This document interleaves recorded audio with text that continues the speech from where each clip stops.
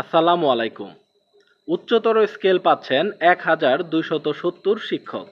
এই শিরোনামে দৈনিক শিক্ষা .com একটি নিউজ করেছে। এই নিউজে তারা কি লিখেছে চলেন সেটির বিস্তারিত দেখে নেওয়া যাক। নিউজে তারা লিখেছে বিভিন্ন বেসরকারি স্কুল ও কলেজের ১,২৭০ জন শিক্ষক ও কর্মচারীকে উচ্চতর গ্রেড দেওয়ার সিদ্ধান্ত নিয়েছে এমপিও কমিটি। এদের মধ্যে স্কুলের ১,০২৮ জন এবং কলেজের ১৪২ জন শিক্ষক ও কর্মচারী রয়েছেন।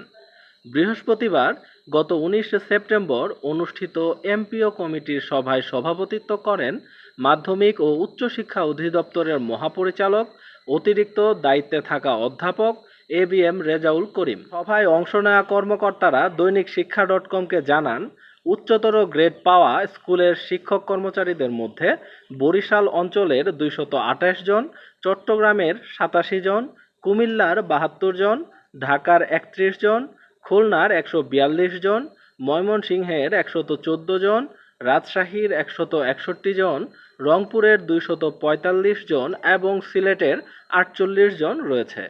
অপরদিকে উচ্চতর গ্রেড পাওয়া কলেজের শিক্ষক ও কর্মচারীদের মধ্যে বরিশাল অঞ্চলের ১০ জন, চট্টগ্রামের ১৭ জন, কুমিল্লার ১৭ জন, ঢাকার ১৪ জন, খুলনার ১৮ জন, ময়মনসিংহের ৬ জন, রাজশাহীর ৪১ জন, রংপুরের ১৫ জন ও সিলেট অঞ্চলের ৪ জন রয়েছেন। এ সম্পর্কে আপনাদের যে কোনো মতামত থাকলে জানাতে পারেন কমেন্টে। দেখা হবে নতুন কোনো ভিডিওতে নতুন কোনো গুরুত্বপূর্ণ টপিক নিয়ে। ততক্ষণ পর্যন্ত ভালো থাকুন। আল্লাহ হাফেজ।